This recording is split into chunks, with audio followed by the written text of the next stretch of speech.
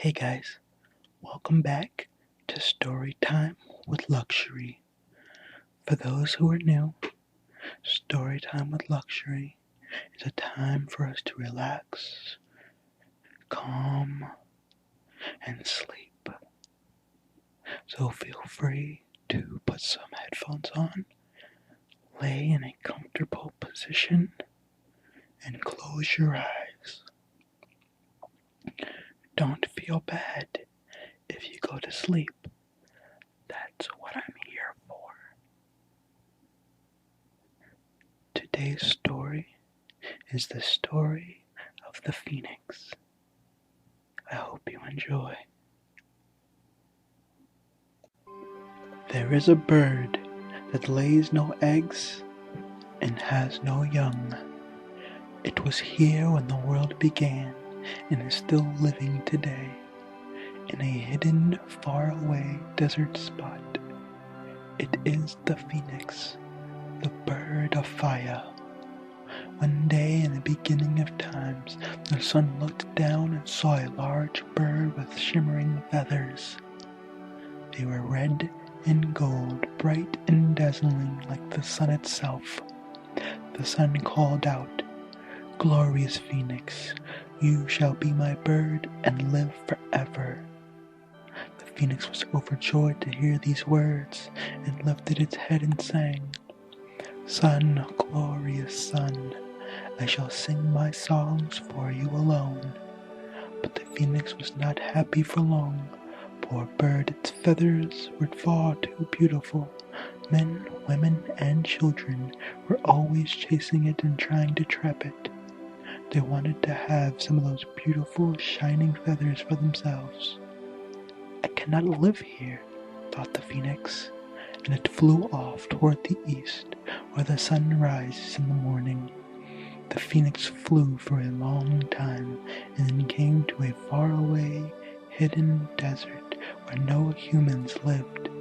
And there the Phoenix remained in peace, flying freely and singing its songs of praise to the sun above. Almost 500 years passed when this Phoenix was still alive, but it had grown old. It was often tired and had lost much of its strength. It couldn't soar as high in the sky, nor fly as fast or as far as it was young. "I don't want to live like this," thought the Phoenix. "I want to be young and strong again."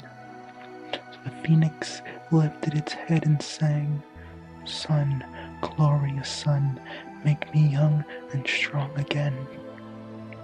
But the sun didn't answer. Day after day, the Phoenix sang. When the sun still didn't answer, the Phoenix decided to return to the place where it had lived in the beginning and asked the sun one more time. It flew across the desert, over hills, green valleys, and high mountains. The journey was long, and because the Phoenix was old and weak, it had to rest along the way. Now, the Phoenix has a keen sense of smell and is particularly fond of herbs and spices. So each time it landed, it collected pieces of cinnamon bark and all kinds of fragrant leaves. It tucked some in among its feathers and carried the rest in its claws. When at last the bird came to the place that had once been its home, it landed on a tall palm tree growing high on a mountainside. Right at the top of the tree, the Phoenix built a nest with cinnamon bark and lined it with the fragrant leaves. Then the Phoenix flew off and collected some sharp scented gum called myrrh, which it had been oozing out of a nearby tree. The Phoenix made an egg from the myrrh and carried the egg back to the nest. Now everything was ready. The Phoenix sat down in its nest and it lifted its head and sang, "Sun, glorious sun, make me young and strong again."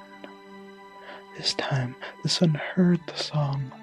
Swiftly it chased the clouds from the sky and stilled the wind and shined on the mountainside with all its power.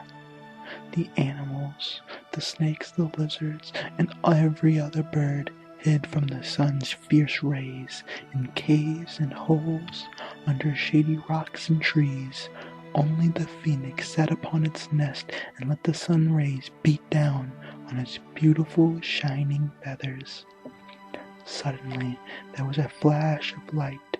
Flames leaped out of the nest, and the phoenix became a big, round blaze of fire. After a while, the flames died down. The tree was not burnt, nor was the nest, but the phoenix was gone. In the nest was a heap of silvery gray ash. The ash began to tremble and slowly heave itself upward. From under the ash there rose up a young phoenix. It was small and looked sort of crumbled, but it stretched its neck and lifted its wings and flapped them. Moment by moment it grew till it was the same size as the old phoenix. It looked around, found the egg made of myrrh, and hollowed it out. Then it placed the ashes inside and finally closed up the egg. The young phoenix lifted its head and sang, "Sun, glorious sun, I shall sing my songs for you alone, forever and ever." When the song ended, the wind began to blow. The clouds appeared across the skies, and the other living creatures crept out of their hiding places. Then the phoenix, with the egg in its claws, flew up and away. At the same time, a cloud of birds of all shapes and sizes rose up from the earth and flew behind the phoenix, singing together, "You are the greatest of birds. You are our king." The birds flew with the phoenix to the temple of the sun. Then the phoenix placed the egg with the ashes inside of the sun's altar. "Now," said the phoenix, "I must fly alone." And while the other birds watched, it flew toward the faraway desert. The phoenix lives there still, but every 500 years, when it begins to feel weak and old, it flies to the west to the same mountain. There it builds a fragrant nest on top of a palm tree, and there the sun once again burns it to ashes. But each time the phoenix rises up from those ashes, fresh and new and young again.